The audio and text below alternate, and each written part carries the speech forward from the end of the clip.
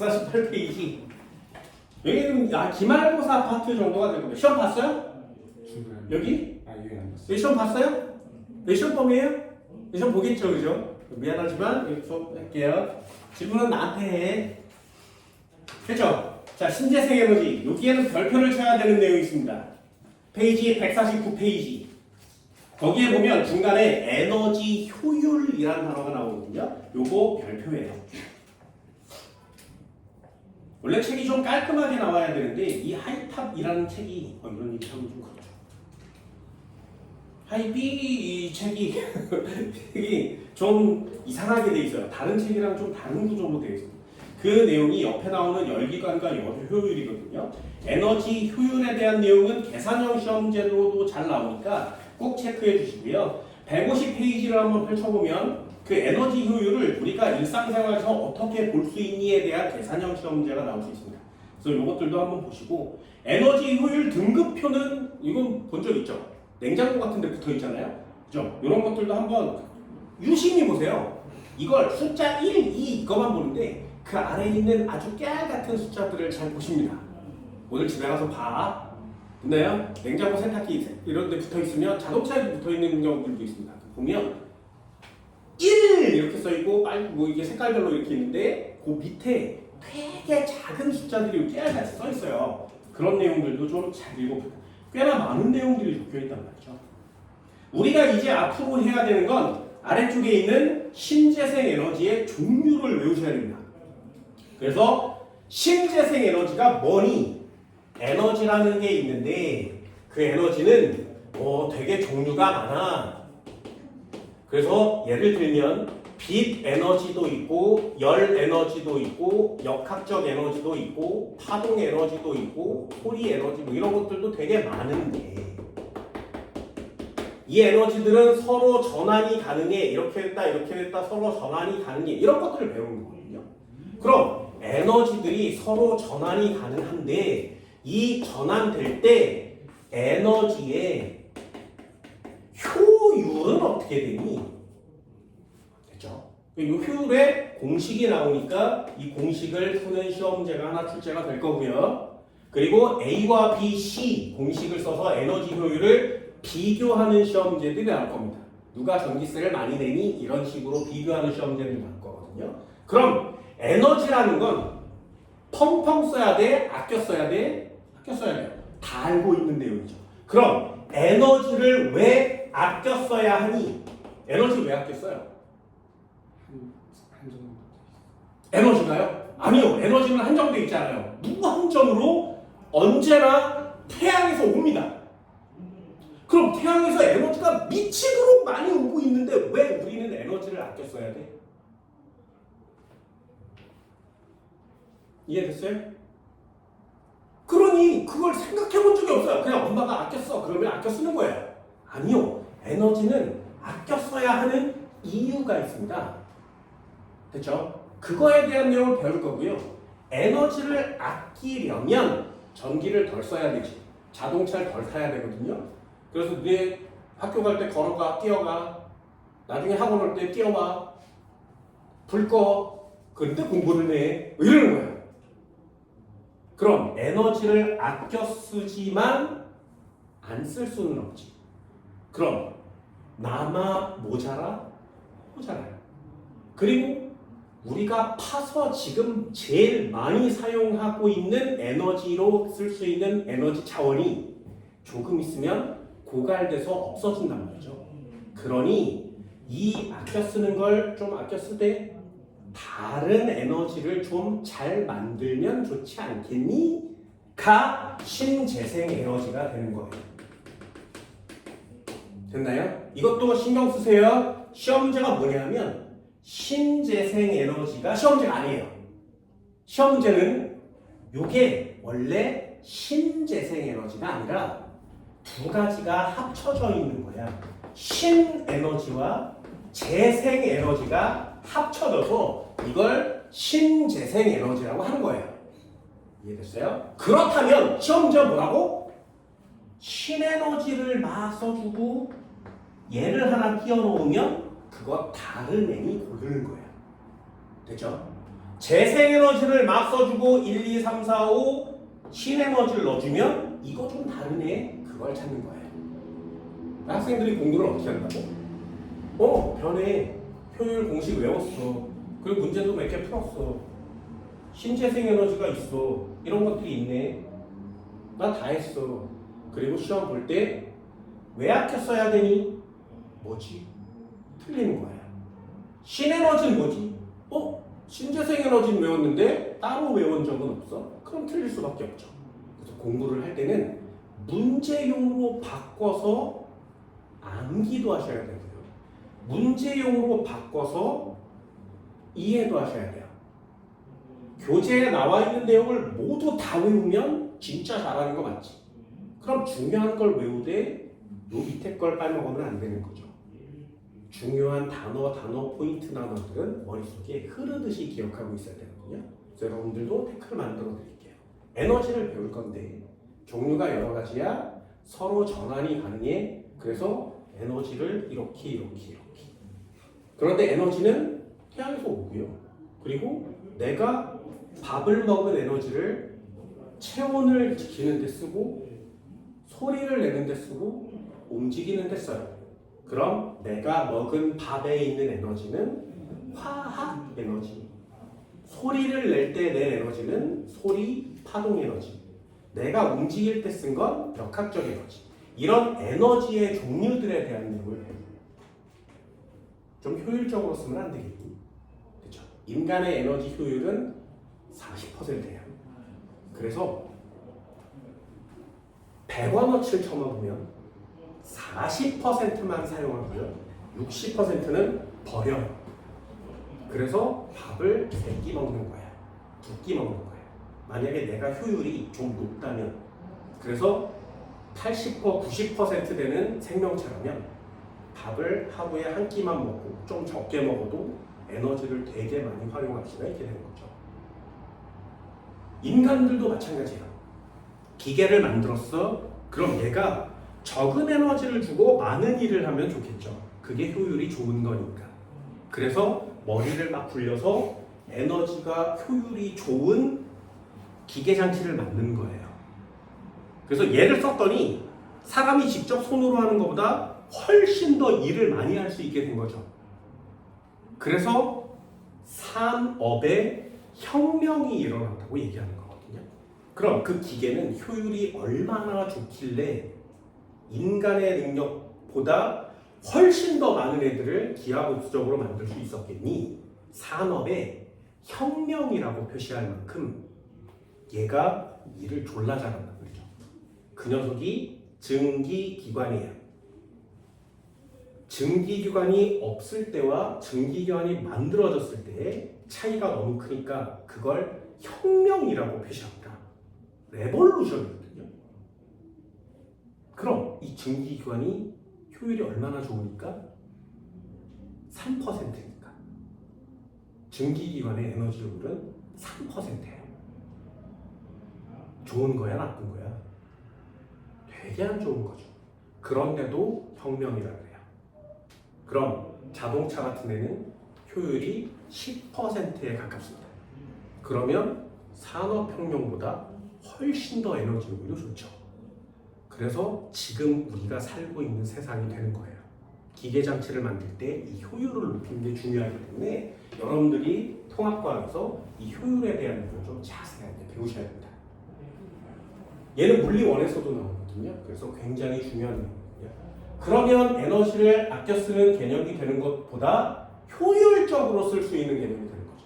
아까 얘기한 질문 A, B, C가 있었는데 같은 전기 에너지를 줬을 때 누가 일을 많이 하니? 그게 효율이에요. 그럼 아까 질문한 시험 문제는 에너지 효율의 전 단계의 시험 문제가 되는 거죠. 그걸 분의 얼마에서 퍼센트로 구하면 효율 값이 되는 겁니다. 비교하는 시험 문제를 퍼센트로 만드세요가 시험 문제가 되는 거예요. 마지막 하나, 신에너지 뭐가 있니? 재생에너지 뭐가 있니? 이걸 여러분들이 배우시면 여기 단원이 되는 겁니다. 내용으로 따지면 굉장히 많거든요. 그래서 나도 지금 에너지에 대한 내용을 되게 많이 하고 있는데 결과로 따지면 그렇게 많지 않습니다. 차근차근 한번 해볼까요? 자, 이쪽에다 정리, 에너지 파트.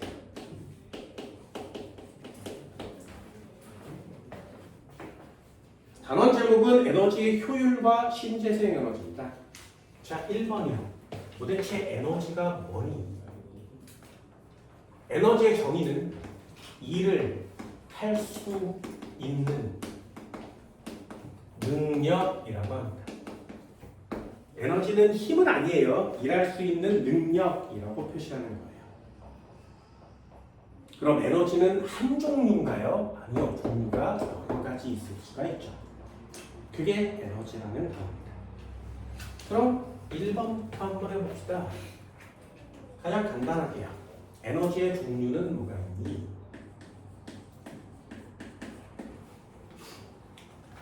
얘는 책에 나오는 거 한번 해볼까요? 1번. 빛 에너지 있겠죠? 어렵지 않죠? 태양이라든가 전등, 전구 같은 애가 빛 에너지입니다. 두 번째. 책에 나오는 순서대로 그냥 한번 써볼게요. 열 에너지 있는 거 맞지? 내 손을 만지면 따뜻해요. 불을 만지면 뜨거워요. 이런 거 열 에너지라고 하고요. 세 번째, 와 중요한 순서대로 나오는 거 맞나요? 핵 에너지라는 애가 있습니다. 네 번째, 화학 에너지라는 애가 있어요.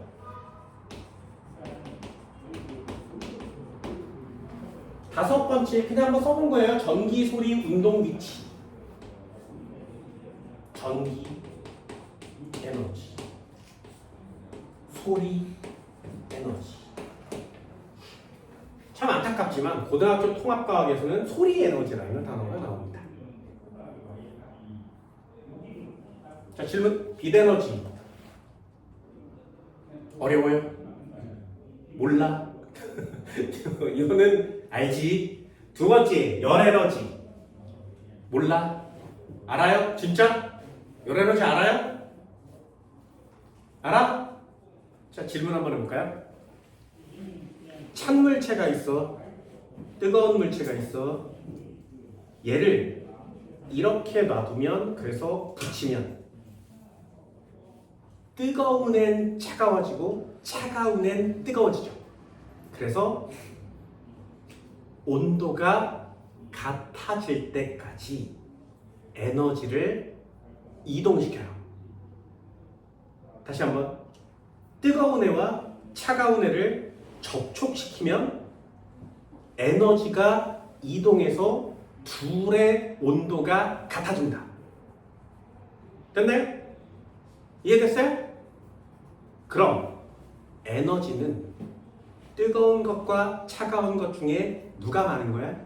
뜨거워. 네, 되게 당연하죠. 무슨 에너지가 많은 거야? 열 에너지가요. 그래서 열 에너지는 고온의 물체에서 저온의 물체 쪽으로 갈 수 있어요. 그럼 반대로요. 이게 열역학에서 굉장히 중요한 개념이에요. 저온에 있는 에너지를 고온에 있는 에너지가 야, 더 내놔. 그리고 욕심껏 뺏어갈 수 있겠니? 없어요. 열 에너지는 항상 언제나 반드시 고온에서 저온 쪽으로만 이동할 수 있습니다. 저온에서 고온으로는 갈 수 없어요. 이건 그냥 상식으로 2학년 때 배우세요. 열 에너지 어렵지 않죠, 그죠? 고온에서 저온으로 이동합니다. 한번 써볼까요? 고온에서 저온으로 이동이 가능하고요. 반대로 저온에 있는 에너지가 고온 쪽으로는 갈 수 없습니다. 세 번째요. 핵에너지. 핵에너지 뭐야? 핵에너지 알고 있나요? 얘는 그냥 간단하게 쓰세요. 뭐라고? 우라늄 나오는 수준입니다. 플루토늄 나오는 수준입니다. 우라늄, 플루토늄 이런 것들로 에너지를 만들면 우리는 그걸 핵 에너지라고 합니다.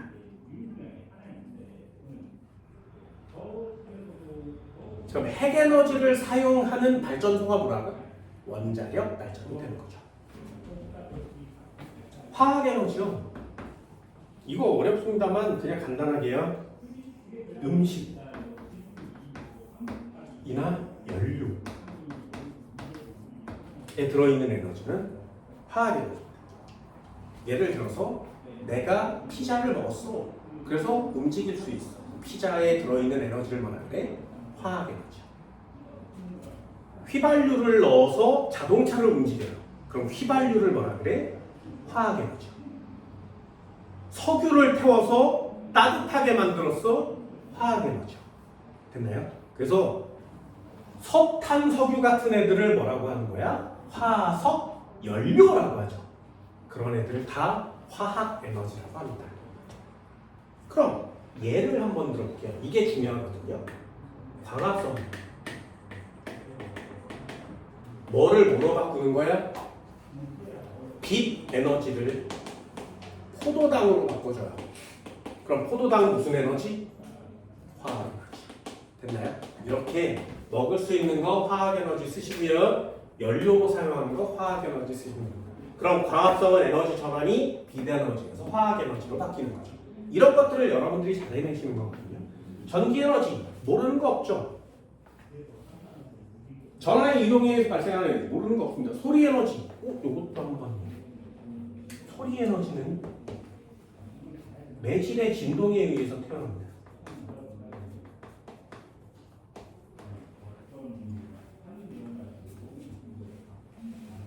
매질이 진동하면 전달되는 에너지를 소리 에너지라 그래요. 내가 여기서 아 하고 소리를 내면 니네와 나 사이에 소리가 전달된 거 맞죠?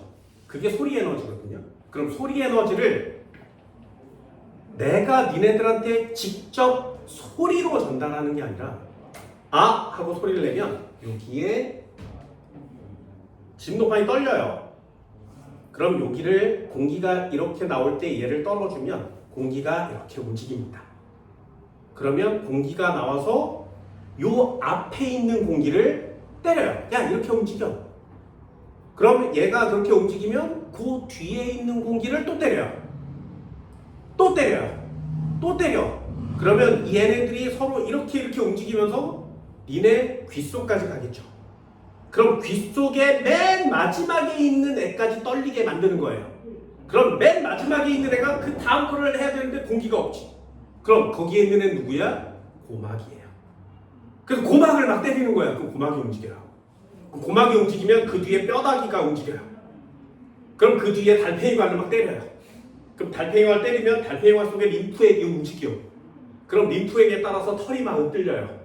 그러면 전기신호로 바꿔서 신경을 타고 대뇌까지 바꾸는 거예요. 그럼 니네 귀와 나의 목소리, 목과의 거리에 공기라는 애가 존재하지. 에너지를 전달해주는 물질, 그걸 다른 말로 매질이라 그래요. 그래서 매질이 진동을 해서 에너지를 전달해주는 걸 소리 에너지라고 합니다. 종류는 그냥 간단하게 이렇게 알아두시면 되고요. 위치 에너지와 운동 에너지를 합쳐서 뭐라고 하냐면 역학적 에너지라고 합니다.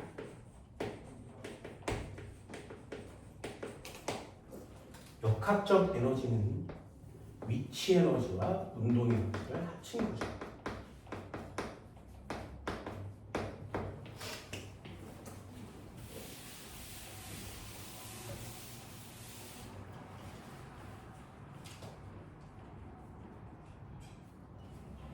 그럼 EX 한번 해볼까요? 두 번째, 에너지는 서로 전환이 가능합니다.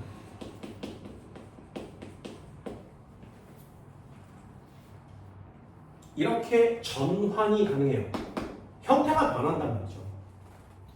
이걸 중요한 단어로 쓰면 에너지는 형태가 변합니다.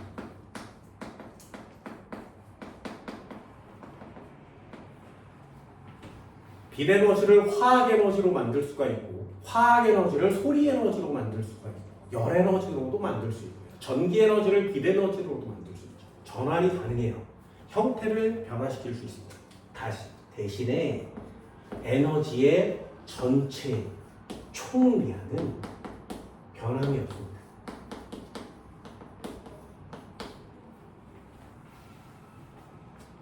예를 들면 사람에게 음식을 먹였어.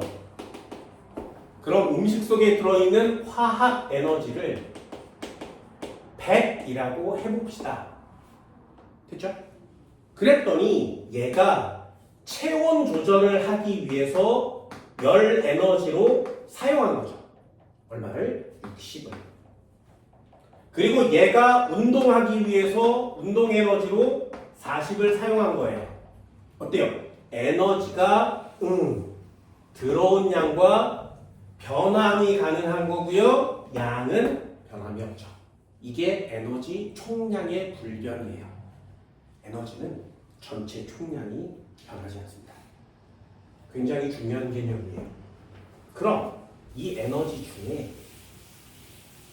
총량은 변하지 않으니까 다른 에너지를 모아다가 다시 먹여주면 또 사용할 수 있고 다시 먹여주면 또 사용할 수 있죠. 근데 왜 아꼈어? 아무리 막 써도 전체 양은 변하지 않으니까요. 근데 왜 아껴 써야 돼? 그게 여기 포인트예요. 총량은 변함없지만 아껴 써야 되는 이유가 있습니다. 뭐냐고? 사람이 사용 가능한 에너지의 양은 감소합니다. 사용할 수 있는 에너지의 양이 감소하는 거예요. 예를 들면 최종 단계인 열 에너지의 경우에는 얘는 다시 가져다가 재사용하기가 어렵습니다.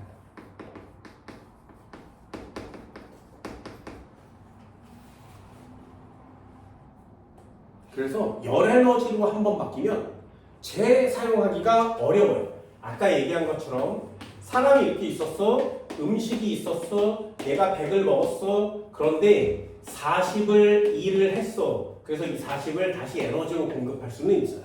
그런데 열 에너지로 빠져나가는 얘는 다시 넣을 수 없어요. 그래서 다음에 이걸 40을 다시 넣어준다면 음식으로 그 다음에 60을 또 처먹어줘야 해. 없어지는 거죠. 열 에너지로 바뀌어서 총량은 그대로지만 내가 사용할 수 있는 양이 점점점 줄어드는 거예요. 그러니 사용 가능한 에너지를 좀 아껴 쓰세요 라고 얘기하는 겁니다. 이게 에너지를 아껴 써야 하는 이유입니다.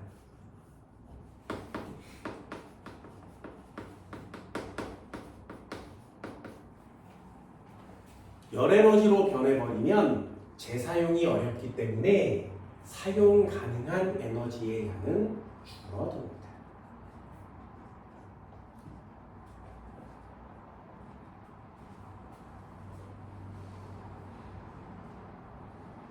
그렇죠? 그리고 이 에너지의 총량은 변함없어요가 다른 말로 에너지는 보존돼요 이렇게 쓰는 거예요.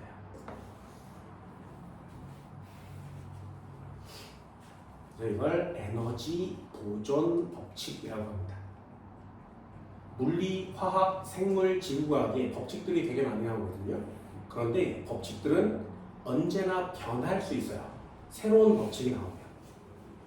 그런데 이 에너지 보존 법칙은요. 모든 법칙이 다 변해도 변함이 없는 법칙이에요.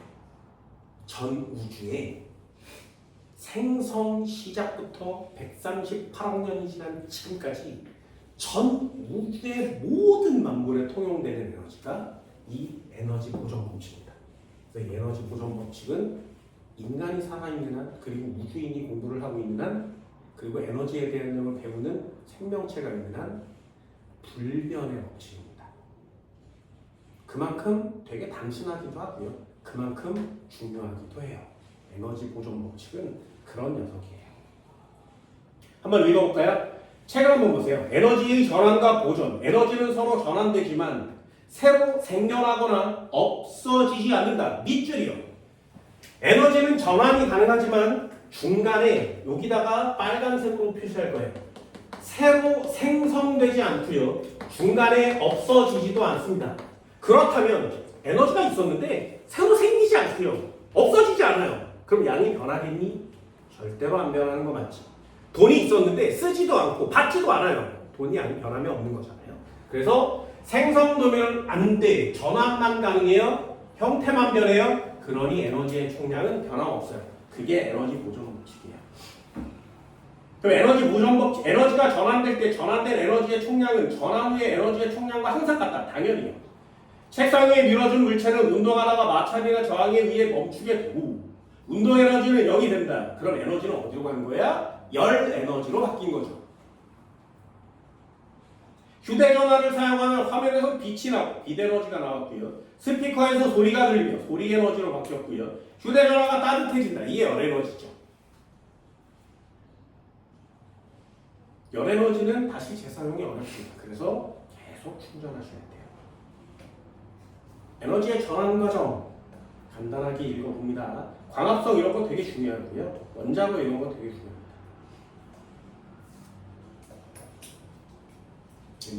이 정도는 할 수 있을까요? 자, 마지막 하나만 해볼게요. 이거 중요한 거니까. 3번이요.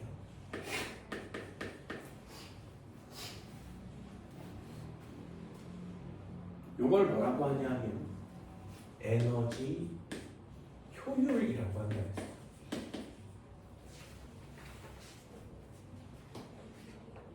에너지 효율은 공식으로 외우십니다.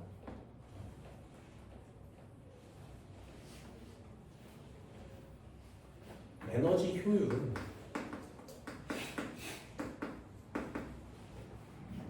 퍼센트로 나타낼 거니까 퍼센트 공식처럼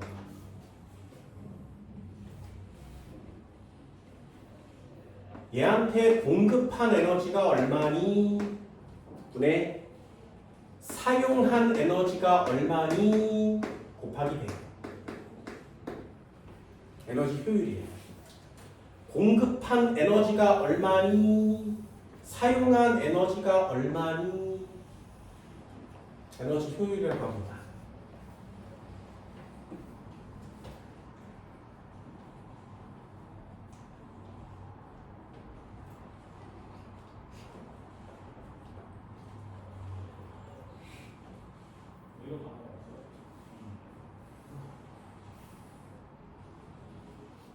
그렇죠? 여기에 고등학교 2학년용 상식이 있는데요. 그 단어를 몇 가지 써주면 이 고등학교 2학년용 상식이에요. 그래서 이걸 알고 있는 자가 심화 과정을 맞추는 거거든요. 에너지 효율은 절대로 100%일 수는 없습니다. 에너지 효율은 100%일 수 없어요. 항상 그거보다 작습니다.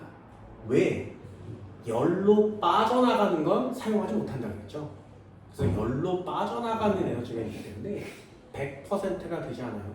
내가 음식을 먹었어. 열로 지금 빠져나가고 있지. 그래서 나의 에너지율은 38, 36, 34, 40 이 정도밖에 되지 않아요. 모든 물체들이 다 열이 나죠. 그래서 에너지 효율은 100이 되지 않습니다.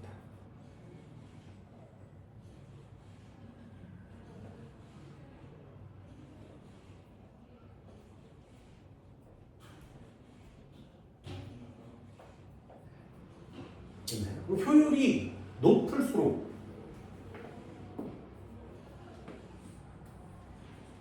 효율이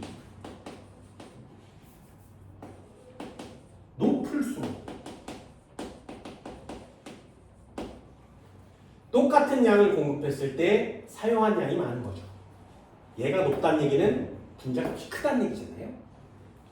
그러니 에너지 효율이 높을수록 좋은 거예요.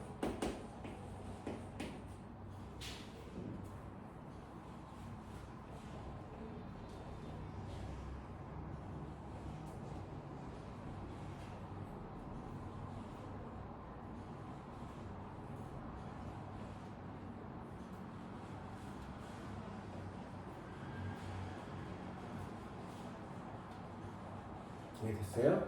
자, 예를 한번 들어볼까요? A에 전구가 있었는데 B도 있었어. 이런 시험 문제들 되게 많아요. 그냥 간단하게 한번 써볼게요. 얘는 여기다가 공급해 주니까 얼마를 100 100을 여기서 빛이 나올 거예요. 됐죠? 그리고 여기서 열이 나올 겁니다. 자, 화살표가 이렇게 생겼어요. 그러면 공급한 양과 나온 양의 총합은 어때야 돼? 같아야 된다는 거지. A 전구를 사용했더니 빛 에너지가 20이 나왔고요. 열 에너지가 80이 나왔대요. 됐죠? 그럼 B 전구도 한번 해볼까? 얘는 공급을 해줬더니 얼마를? 50을. 됐죠? 여기서 빛 에너지가 20이 나왔고요. 열 에너지는 그럼 얼마 나오는 거야?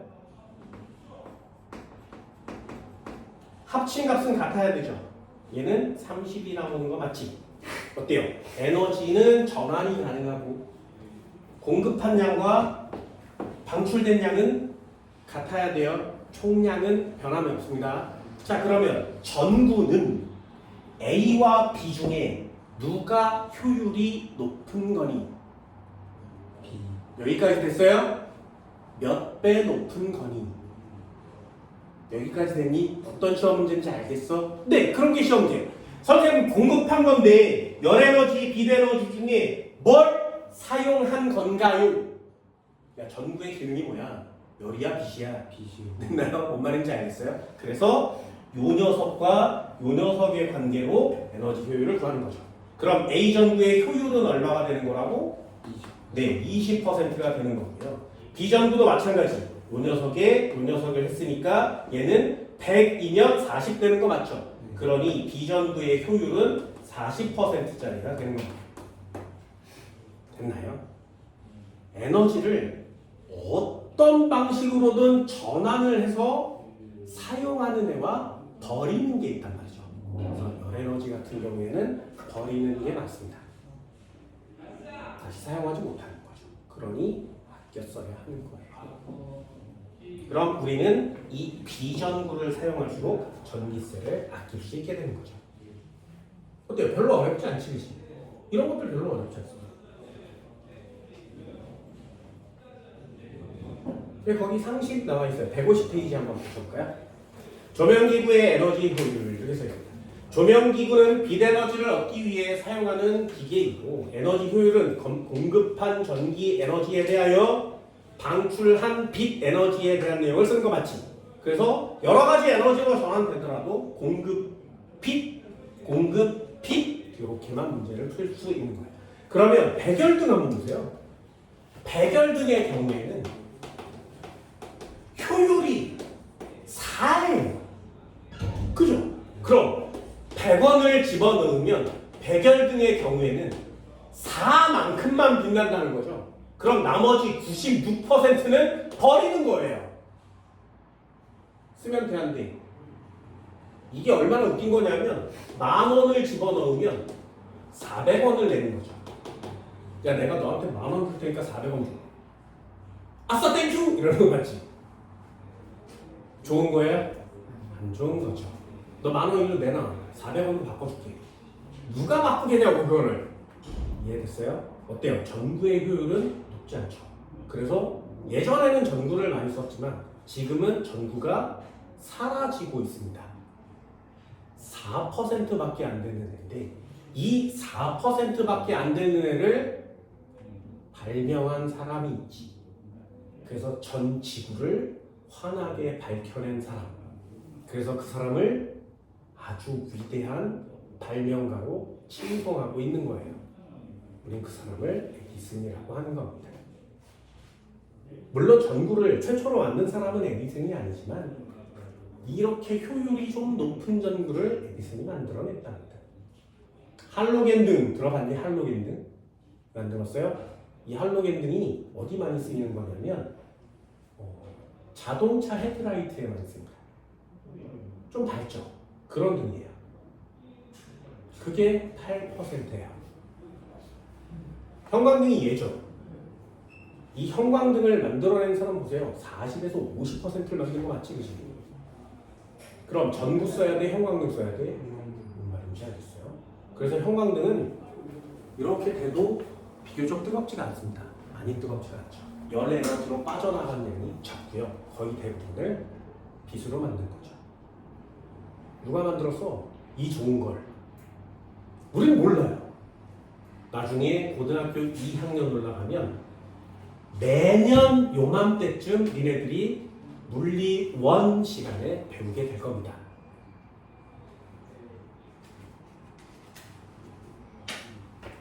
LED 등 95%죠.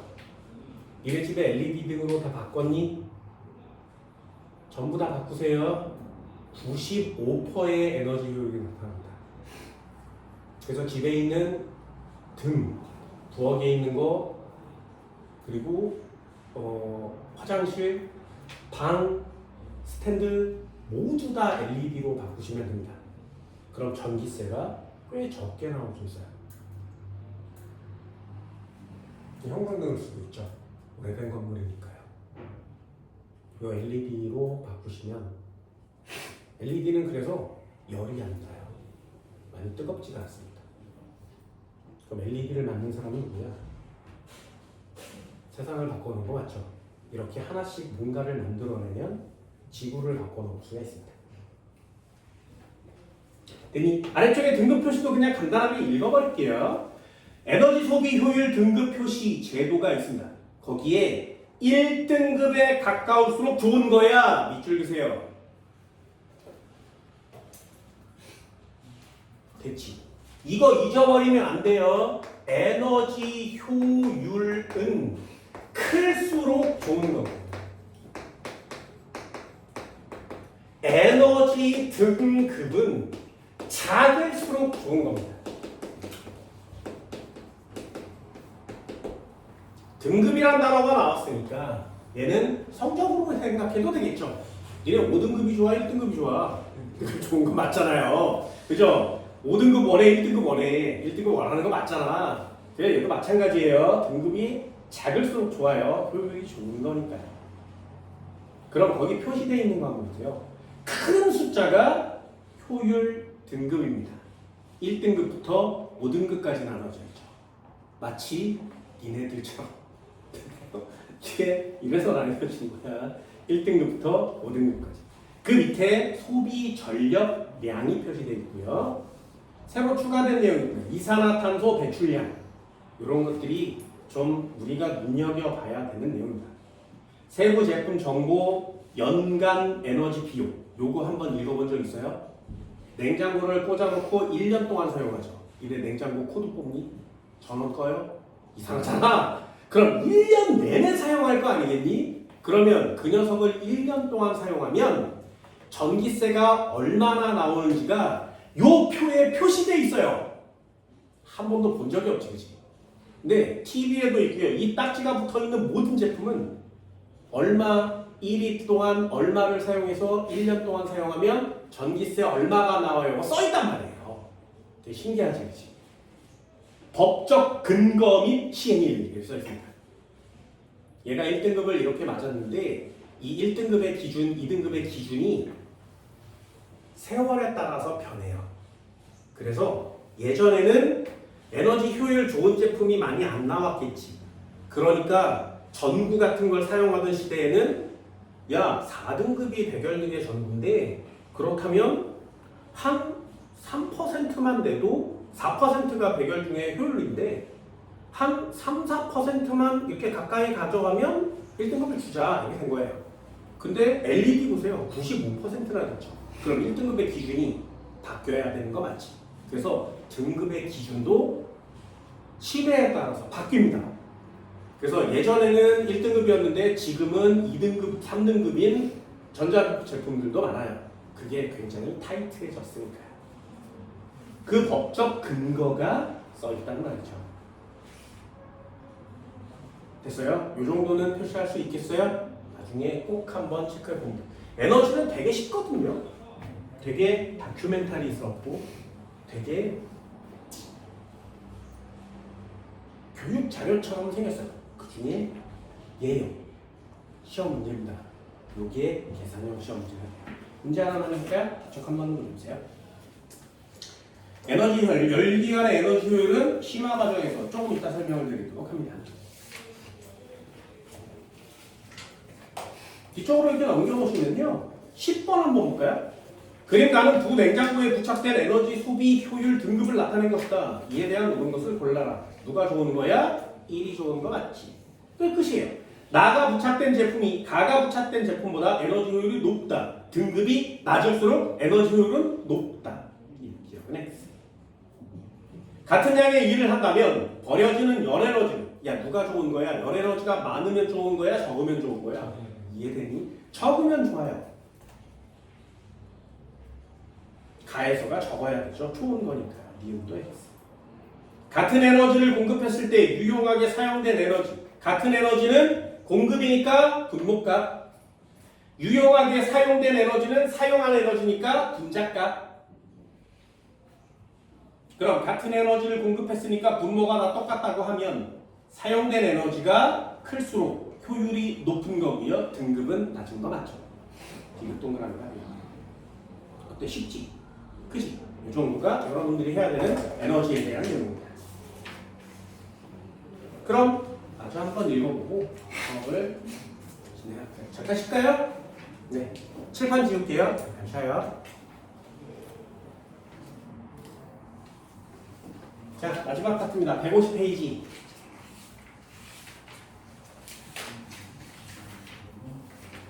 여기는 밑줄 하나 넣어주세요. 지속 가능한 발전, 아래쪽에 C를 볼 건데 지속 가능한 발전의 신재생 에너지를 배우게 돼요.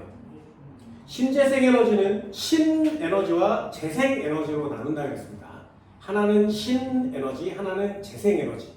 도대체 신에너지는 뭐고 재생 에너지는 뭐냐? 정의를 한번 꼭 보세요. 신에너지를 뭐라고 하냐면 기존의 화석 연료를 변환해서 이용하거나 화학 반응을 통해서 발생한 에너지를 이용하면 신에너지라 그래요. 우리가 지금 석탄, 석유를 사용하고 있는데 그걸 다른 형태로 변환해서 사용하면 신에너지. 그거 말고 화학 반응을 통해서 나오는 에너지를 뽑아낼 수는 없니? 그게 신에너지. 개념으로 따지면 되게 어렵습니다. 그럼 지금 우리는 화학 에너지를 사용하고 있는데 그거 말고 다른 거. 그걸 신재생 에너지라고 하는데요. 재생 에너지도 한번 볼까요? 햇빛, 물, 지열, 강수, 바람, 해양, 생물유기체, 재생 가능한 에너지 변화. 여기다가 밑줄을 꼭 한번 보세요. 그럼 이걸 고르는 방법이 뭐냐면 그 다음 화살표요. 자연에서 얻을 수 있는 에너지를 그렇죠? 자연에서 얻을 수 있는 에너지를 우리가 사용합시다. 예를 들면 바람이 불고 있대. 그럼 바람이 가진 에너지를 사용할 수 없니? 물이 가지고 있대. 물이 가진 에너지를 사용할 수 없니? 이런 내용이 재생 에너지가 되는 거예요. 됐나요? 그럼 여러분들 그런 거 본 적 있어요? 태양 전지라는 판을 본 적이 있니? 그래서 햇빛을 쬐어주면 움직이는 자동차, 또 움직이는 전자제품 이런 걸 만들 수 있죠. 그럼 그 태양 에너지는 신에너지야, 재생 에너지야? 됐어요? 그럼 구별할 때 태양 에너지를, 빛 에너지를 화석 연료를 변환해서 만들 수 있니? 그건 아니란 말이죠. 자연에서 얻을 수 있니? 그거 맞는 거죠. 그래서 자연에서 얻을 수 있는 에너지니까 재생 에너지라고 표시하는 거예요. 신에너지와 재생 에너지를 잘 비교할 수 있었으면 좋겠습니다.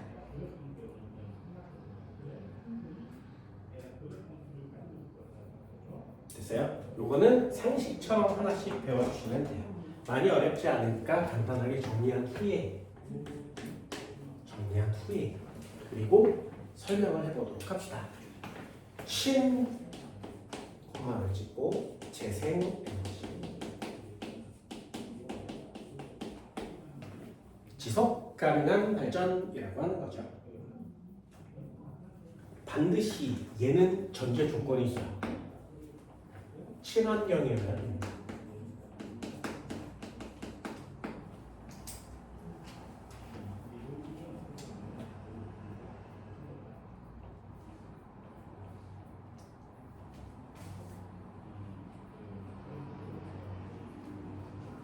그렇죠. 두 번째 고갈되면 안 돼요.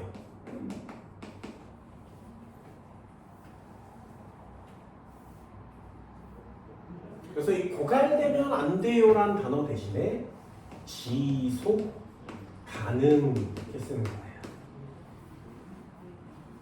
이게 신재생 에너지의 전제 조건입니다. 그럼 간단하게 하나씩만요. 1번. 신에너지는 무엇이니? 새로운 에너지라고 하죠. 화석 연료나 석탄이나 석유예요.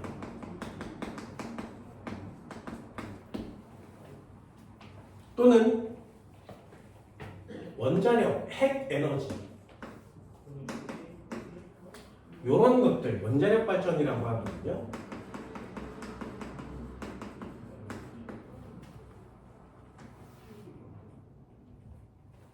이런 에너지들을 대체할 수 있는 에너지입니다.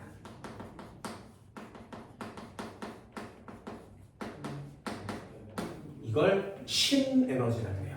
예를 들어서 화석 연료, 핵 에너지를 대체할 수 있는 새로운 에너지, 신에너지라고 합니다.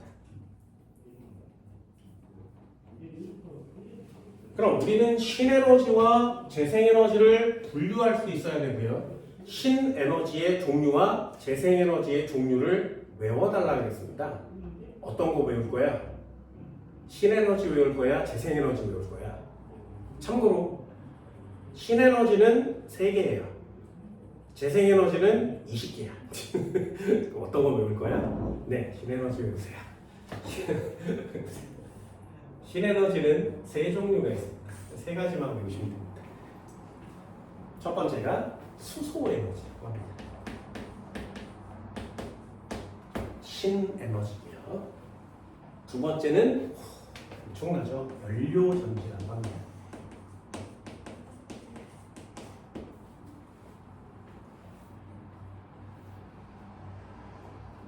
세 번째는 석탄과 석유 중에 석탄의 변환이에요.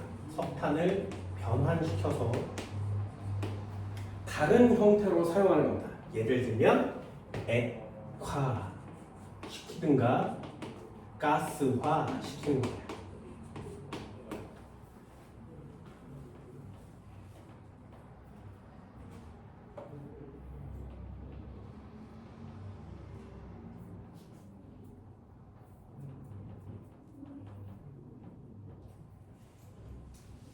신에너지는 수소에너지, 연료전지, 석탄을 변환시켜서 액화, 가스화를 만든다. 이네들도 한번 해볼까요? 밑에 거부터 한번 볼게요.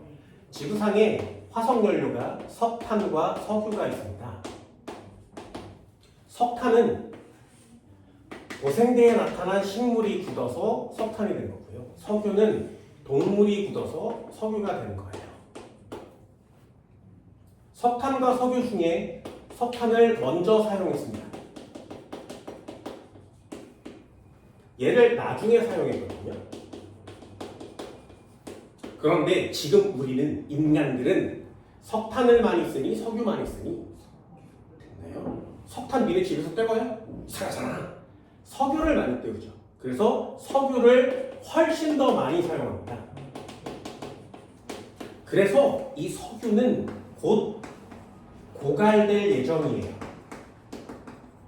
엄청 많이 쓰고 있으니까요. 됐나요? 그럼 석유가 고갈되면 어떻게 해? 니네 석유로 뭐 만드는지 알아? 석유로 뭐 만드니? 네, 석유로 옷을 만들어요.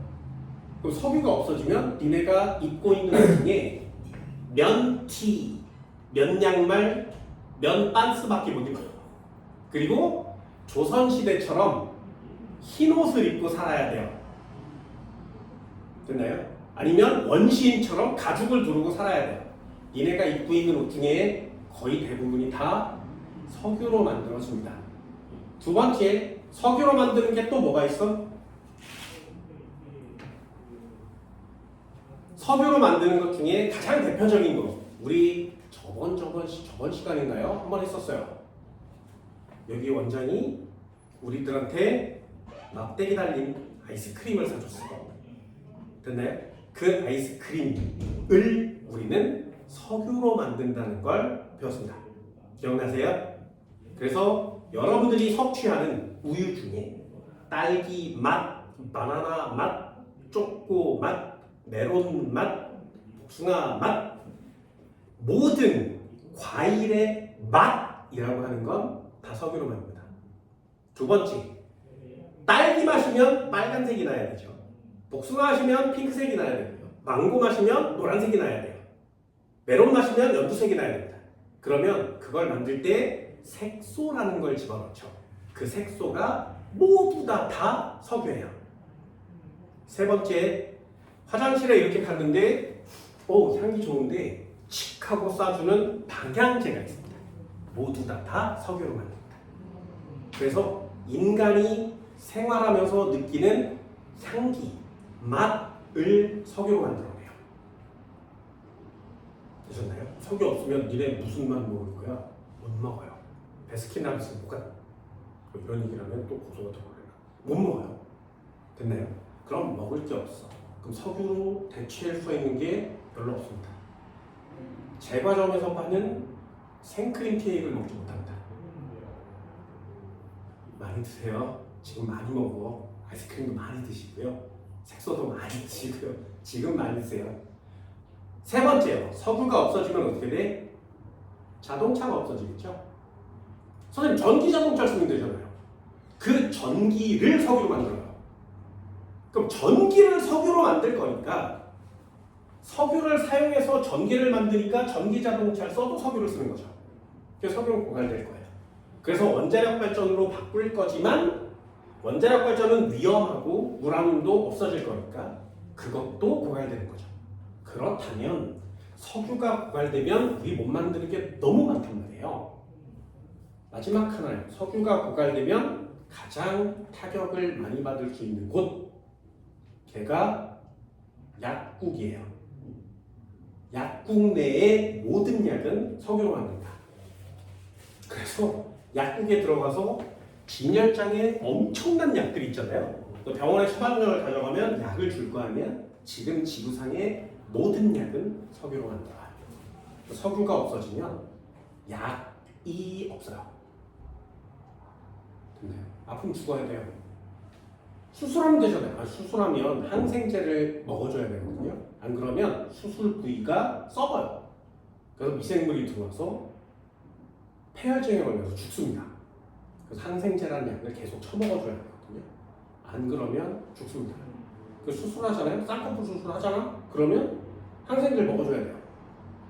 안 먹으면 어떻게 돼? 불로 지져야 돼. 너무 끔찍하지 않니?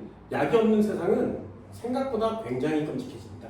그래서 석유를 대체할 수 있는 무언가를 만들어내야 돼요. 물론 연료로만 사용하기 위해서 만드는 게 아니라 여러 가지 다방면에서 만들어야 돼요. 그 중에 하나가 석탄인데 석탄을 사용하지 않는 이유는 딱 하나예요. 자동차에 석유를 넣는 게 편해, 석탄을 넣는 게 편해? 석유를 넣는 게 편하죠. 왜요? 액체니까. 줄기로 이렇게 하면 되는데 나중에 석탄을 쓰면 삽으로 퍼서 넣어야 되지. 야, 이상하잖아. 그러니 석탄을 석유처럼 쓸 수는 없을까? 그래서 석탄을 액체로 만듭시다 해요. 석탄을 액체로 만들면 그냥 줄기에 석탄을 집어넣으면 되지 않니? 액체처럼?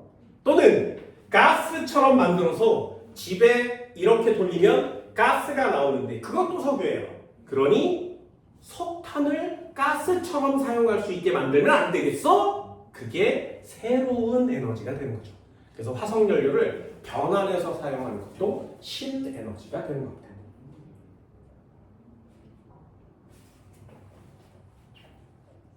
돌멩이 같은 애를 액체나 기체로 만드는 건 생각보다 어렵겠죠. 하지만 지금 많이 연구 중에 있습니다. 하나만 더요. 수소 에너지예요. 수소는 바닷물 속에 엄청나게 많이 들어있습니다. 그리고 우주에 가장 많은 원소가 수소죠. 그러니 수소는 고갈될 리가 없어요. 그리고 수소는 연소를 시키면 물이 나옵니다. 그러니 굉장히 친환경이어서 공해가 없는 거 맞지? 그러니 수소로 연료로 사용합시다. 그게 수소 에너지거든요. 그래서 수소로 가는 자동차를 만듭시다. 수소의 단점이 뭐야? 폭발 위험성이 있어요. 그리고 기체예요. 그래서 수소를 저장하려면 저장 탱크가 무지하게 커야 돼요. 그럼 자동차가 요만한데 탱크가 이만하면 이상하잖아. 그래서 이 수소를 조금 잘 체계적으로 가둘 수 있는 장치를 만들거든요. 그게 뭐냐면 금속 배터리예요. 금속으로 이렇게 해서 요만한 통을 만들어 놓으면 여기 금속 원소들이 쭉 배열돼 있을 거 아니에요. 그러면 이 금속 원소들 사이에 수소 기체를 끼는 거예요. 그래서 수소를 충전하면 여기에 수소 기체가 끼입니다. 그래서 이걸 자동차에 싣고 다니는 거예요. 그래서 전원을 누르면 여기서 수소가 나와서 이 수소를 에너지로 사용해서 움직일 수 있는 거죠. 그러니까 이걸 누가 효율적으로 잘 만드냐의 싸움이에요. 왜? 수소는 엄청나게 많이 들어있으니까요. 물이 나와서 친환경이고요. 고갈될 염려가 없죠. 그럼 재생에너지, 실에너지 둘 중에 하나가 될 텐데 이 녀석은 인간이 스스로 만들 수도 있습니다. 그래서 화석연료를 대체할 수 있는 에너지로 사용하는 거죠. 수소 에너지. 읽어볼까요? 수소 형태로 에너지를 저장하고 사용하는 에너지. 수소를 연소할 때 발생하는 에너지를 각종 동력에 이용합니다. 그게 수소 에너지예요. 연료전지라는 애들도 나와요. 이런 것도 그냥 간단하게 한번 배워주세요. 연료전지는 어디 써 있냐면 151페이지에 하나 그려져 있습니다. 151페이지의 보충 자료를 보시면 두 번째 칸에 수소 연료전지에서 일어나는 화학 반응식 이렇게 써 있어요.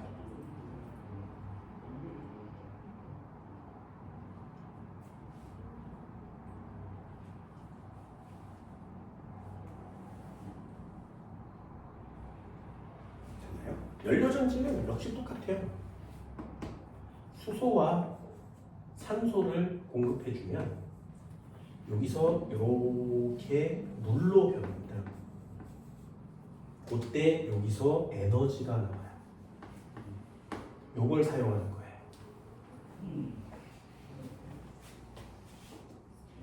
수소와 산소를 사용해서 에너지를 만들어내는 방법이 연료전지예요.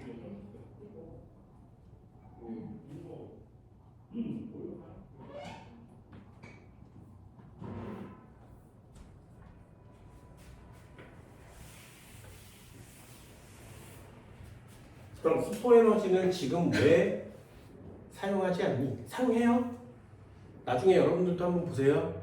어디 가면 볼 수 있냐면 자동차 중에 겉으로는 잘 표시가 되어 있지 않습니다. 자동차 중에 휘발유를 사용하는 자동차가 있겠죠. 경유를 사용하는 자동차가 있어요.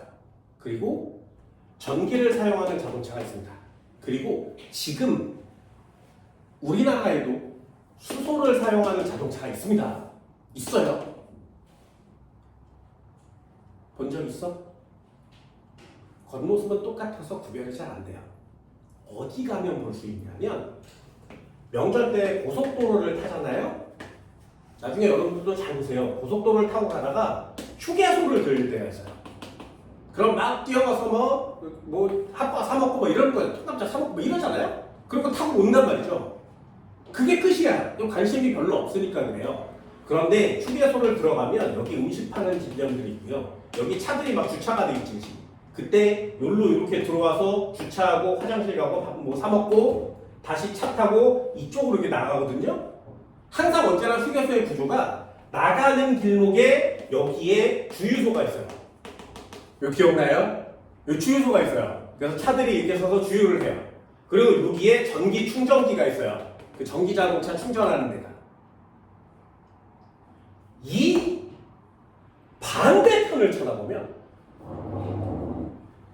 반대편을 쳐다보면 되게 허름한 이렇게 지어진 집 같은 구조물이 있습니다. 여기에 뭐라고 써 있냐면 수소 충전소라고 써 있어요. 여기에 차가 이렇게 주차되어 있는 차는 그 차가 수소로 가는 자동차인 거예요. 그럼 우리나라에 수소로 가는 자동차가 없다면 이 충전소가 필요하겠니? 아니죠. 있어 사용하는 사람들이. 그러니까 휴게소마다 수소 충전소가 있는 겁니다. 나중에 꼭 한번 보세요. 그래서 내려서 주유기랑 전기 충전기랑 다르게 생겼거든요. 수소 충전기도 완전 다르게 생겼어요. 구경이나 꼭 해보시기 바랍니다. 이런 것들은 둘러보면서 한 번씩은 볼 수 있어요. 지금 인간들이 수소 에너지, 연료 전지 이런 것들 사용하고 있습니다. 그런데 아직 이 녀석은 상용화가 되어 있지 않죠. 그래서 이 녀석은 좀 어려울 예정입니다. 한 번만 더 해볼까요? 다 끝났습니다. 재생에너지.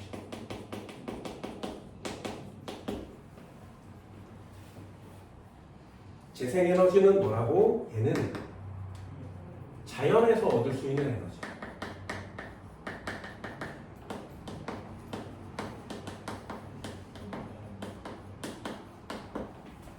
재생에너지라고 합니다.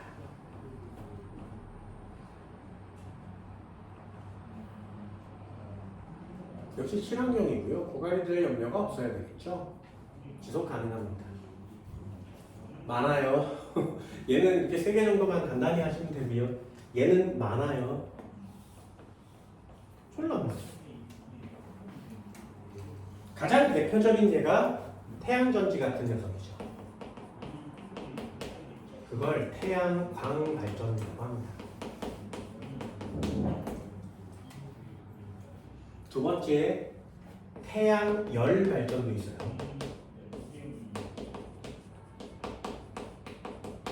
요게 좀 달라요.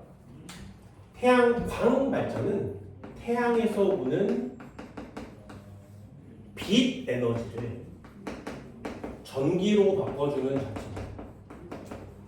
이걸 태양광 발전이라고 해요.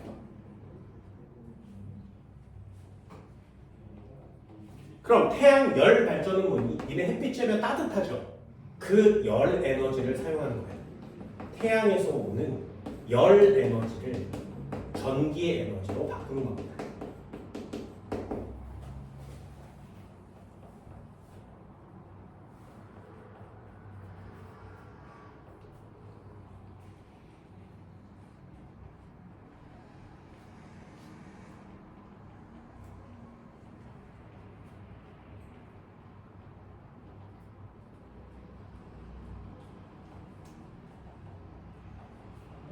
자, 태양광 발전과 태양열 발전 중에 여러분들이 좀 익숙하게 볼 수 있는 거 있어요. 태양전지. 그럼 태양전지는 광발전이니 열발전이니? 네, 태양광 발전이. 얘가 태양전지가 되는 거예요. 그래서 태양전지는 발전기를 하려면 터빈을 돌려야 되거든요. 전자기구도 할 때 배웠어요. 발전기의 원리는 연구자석에 코일을 막 심어놓고 빙글빙글 돌리면 유도전류가 발생해요. 그 에너지를 사용하는 게 발전인데, 태양광 발전에 니네 태양 전지는 터빈이 없죠. 그죠? 그냥 이렇게 판때기만 있는데 빛을 쪼여주면 움직이는 거 맞지? 그래서 태양광 발전은 터빈이 필요 없기 때문에 작은 사이즈로 만들 수 있습니다. 또 왜 안 써? 효율이 매우 낮아요. 그래서 인간들이 노력해서 만들어야 하는 건 태양광 발전, 태양열 발전 중에 태양광 발전이거든요.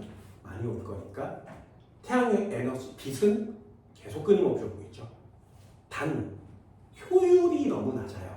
그래서 안 쓰고 있는 건데, 이 효율이 높은 태양전지를 새롭게 발명해내면 어디다가 쓸 수 있다고? 건물 벽에다 바를 수 있어요. 그럼 낮 동안에 태양빛이 쪼여질 때 전기를 축전할 수 있는 거죠. 그럼 건물 내의 에너지를 태양빛으로 사용할 수 있게 되는 겁니다. 문제는 아직까지 효율이 일단 높지 않습니다. 지금은 어디까지 나왔냐면 투명한 애까지 나왔어요. 태양전지인데 투명해요. 그래서 유리처럼 반할 수 있습니다. 자동차 이런 데다 사용해도 뜨거운 낮에 막 세워놓으면 이거 해가지고 자동차를 불릴 수도 있겠죠. 그런 세상이 좀 빨리 왔으면 좋겠는데 아직까지는 효율이 좋지 않습니다. 수력 에너지. 수력 에너지. 얘는 물이 가둬놨다가 낙하시켜요. 물을 낙하시켜서 전기 에너지를 만드는 방법입니다.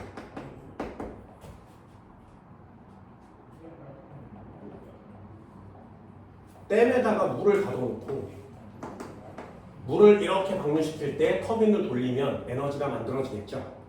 자, 그러면 우리는 지금 에너지를 배우고 있으니까 물이 낙하된대요. 그게 전기 에너지가 된대요. 그럼 그 에너지는 물의 무슨 에너지? 물의 무슨 에너지? 높은 데서 낮은 데로 떨어져. 높은 데에서 낮은 데로 떨어져. 무슨 에너지? 위치 에너지. 그래서 물의 위치 에너지를 또는 역학적 에너지를 전기 에너지로 바꿔주는 겁니다. 그럼 다시 한번요. 풍력 발전도 있죠.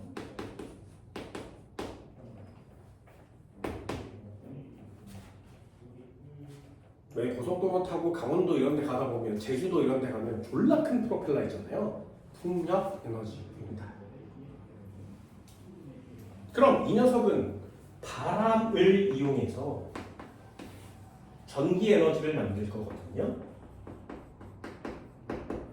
그럼 바람의 무슨 에너지? 야, 바람이 불지 않으면 바람개비가 돌아가겠니? 바람이 움직여야 되죠. 그래서 바람개비를 돌려야 되지. 그럼 바람의 움직임이 전기 에너지를 만들 거니까 움직이는 물체가 갖고 있는 에너지. 네, 그거 운동 에너지라고 하는 거예요. 그래서 바람의 운동 에너지를 전기 에너지로 바꿔줍니다.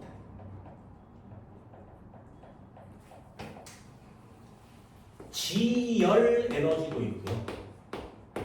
지열 에너지는 지구의 내부에 존재하는 열 에너지입니다. 이 녀석으로 전기 에너지를 만들어내요.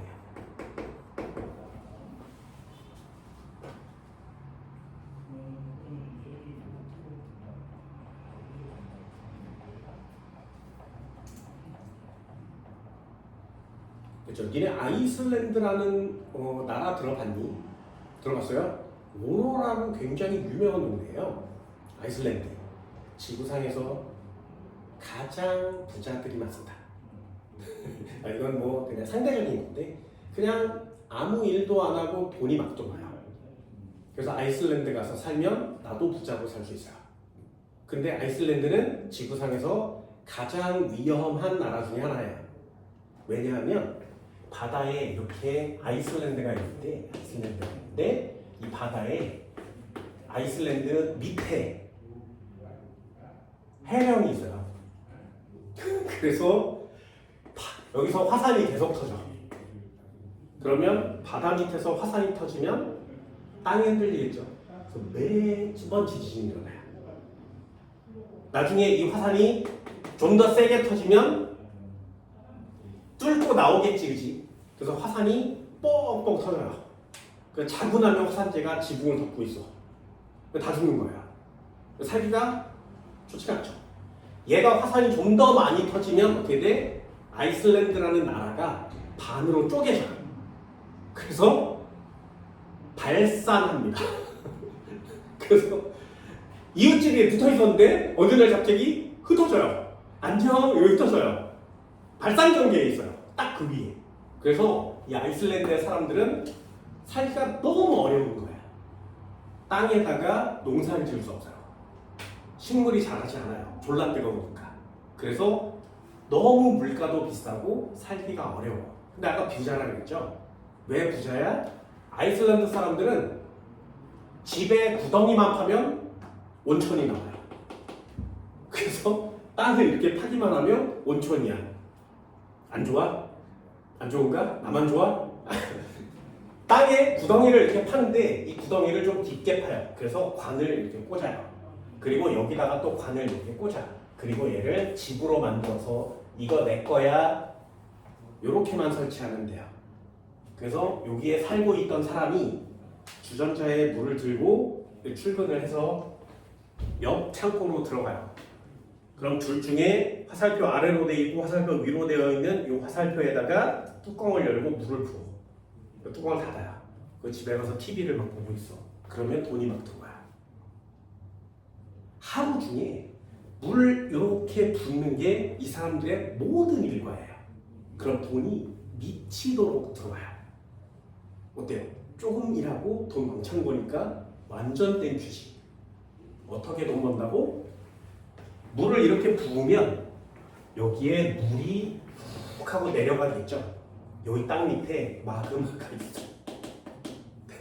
그래서 물을 부으면 이 마그마의 지열 때문에 물이 수증기로 바뀌어요. 그럼 수증기가 올라오겠죠. 굴뚝을 타고 여기 나갈 거거든요. 그때 여기다가 터빈을 설치하는 거야. 그럼 물 한 바가지를 부으면 수증기가 돼서 나올 때 터빈이 돌아서 전기를 무지하게 만들 수 있어요. 그럼 그 전기를 팔아먹는 거예요. 안 좋아? 나만 좋아? 지열 에너지를 사용해서 전기를 팔아먹고 사는 이유. 하지마. 대한민국이 제일 하기 좋아요.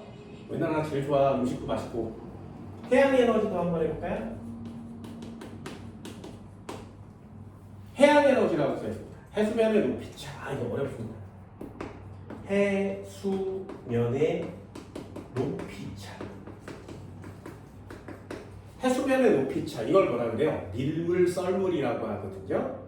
물이 높아졌을 때를 만조, 낮아졌을 때를 간조라고 합니다.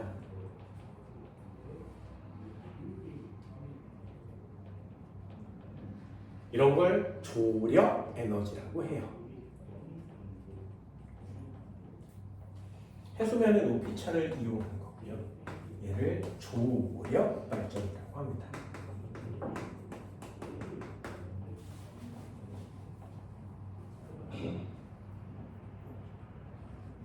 이 프로펠러 이렇게 설치해 놓으면 파도가 와서 이 프로펠러를 돌려줄 수 있겠죠. 그렇죠?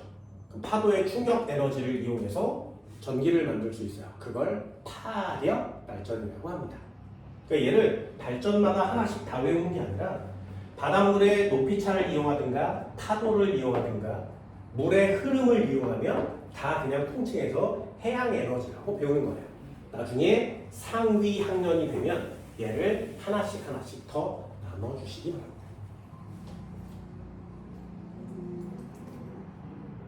바이오 에너지도 있습니다. 바이오 에너지. 자, 7번이요. 바이오 에너지는 무엇을 이용하는 걸까요? 바이오가 뭐야? 생물 아니죠? 그래서 생물을 이용하는 거예요.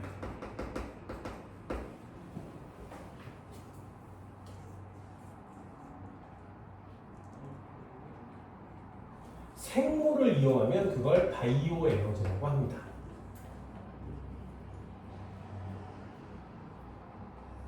석유가 고갈되면 연료가 떨어지겠죠. 그럼 자동차를 굴릴 수가 없잖아. 그래서 사람들이 둘로 나뉘어졌어요. 그럼 자동차를 굴릴 수가 없다면, 석유로 굴릴 수 없다면 석유처럼 에너지가 큰 물질을 만들면 되잖아요. 그게 알코올이에요. 그래서 알코올로 가는 자동차를 만들 거예요. 알코올로 가면 물과 이산화탄소밖에 나오지 않아요. 그래서 이산화탄소는 나오면 좀 공해가 되지만 매연보다는 낫지. 그래서 알코올로 가는 자동차를 만들 거야. 그래서 두 부류로 나뉘어졌어요. 알코올을 만들려면 반드시 뭘로 만들어야 돼? 석유로 만들어야 돼요. 알코올은 석유가 만들어요. 석유로 만들어야 되는데 야 석유로 알코올 만들면 그게 석유를 쓰는 거지 알코올 쓰는 거야? 이거 안 돼. 그럼 알코올을 만드는 애가 누구야? 니네 술 만드는 애가 누군지 아니? 이스트라는 효모예요. 걔네들이 포도당을 처먹고 싸면 알코올이 나와요. 미생물이. 그래서 그 미생물을 미치도록 많이 길러서 얘한테 포도당을 주면 걔가 알코올을 내요. 그럼 그 알코올을 모아서 연료로 사용하는 거야. 그럼 알코올을 만들 수 있는 방법은 또 없니? 그래서 옛날 사람들 중에 고안해낸 방법이 하나 있어요. 그게 뭐냐면 코코넛입니다. 코코넛. 니네 코코넛 먹어봤어요? 먹어봤어요? 빨대 꽂아서 물도 빨아 먹어봤어? 코코넛을 팔 때 요만하게 팔거든요. 본 적 있니? 막 쌓여 있는 거. 그럼 이렇게 주세요. 그러면 여기다가 콕콕 찍어서 빨대 꽂아주죠. 근데 원래 코코넛은 요만하지 않죠. 원래 이만해요. 그런데 그걸 까면 그 안에 요만한 게 있는 거죠.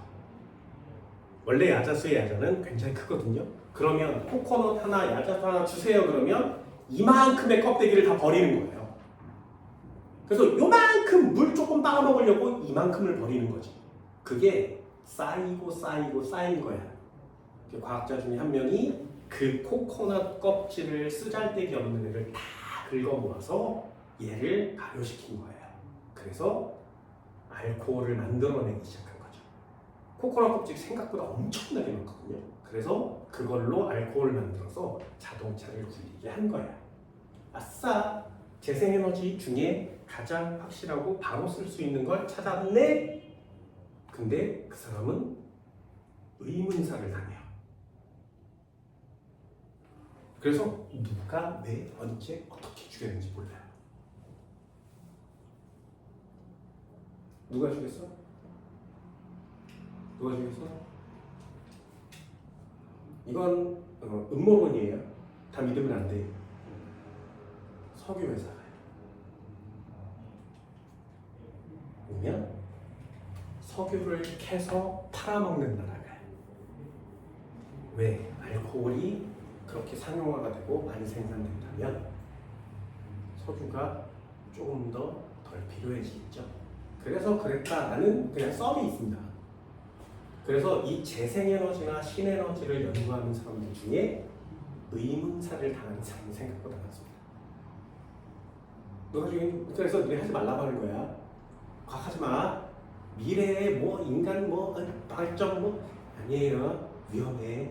세상이 좀 바뀌어서 좀 괜찮아질 때까지 좀 기다리자. 그때 하세요. 아싸! 이러고 발표하지 마세요. 마지막 하나요. 폐기물 에너지.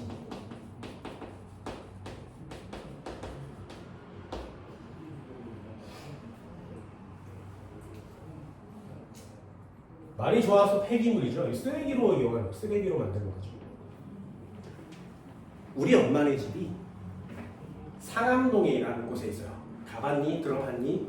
상암동 가봤어요? 들어봤어요? 거기에 월드컵 경기장이 있거든요. 거기에 가면 월드컵 경기장 뒤에 엄청나게 큰 산이 하나 있습니다. 산이 이렇게 생긴 산이 하나 있고요. 여기에 월드컵 경기장이 있어요. 저 뒤쪽은 한강이에요. 여기에 이렇게 산책로가 이렇게 있어. 여기 올라가면 하늘공원이라는 공원이 있습니다. 여기 억새풀이 되게 많아서 관광 명소예요. 그래서 여기 올라가면 월드컵 경기장과 한강 전부 다 볼 수 있어요. 되게 인기 많은 곳이거든요. 얘요. 그냥 밖에서 보면 나무도 심어져 있는 엄청나게 큰 산입니다. 그런데 이 녀석은 인간이 만든 산이에요. 예전에 상암동 여기 월드컵 경기장 부지가 서울에서 나오는 쓰레기를 모아서 폐기하는 곳이었어요. 그래서 서울에서 쓰레기가 나오면 그걸 여기다가 다 갖다 버렸어. 그러니 그 쓰레기가 산을 이루는 거죠. 너무 많아진 거예요. 냄새도 심하고 악취도 심해서 여기 땅값이 무지하게 쌌어요. 사람들이 안 살겠죠. 쓰레기가 엄청나게 넓게 산만큼 있으니까. 그래서 여기를 개발하기 시작했는데 이 쓰레기를 치울 곳이 없는 거예요. 그래서 어떻게 했어? 덮었어. 쓰레기 위에 아스팔트 콘크리트를 쳐서 쓰레기를 메꿨어요.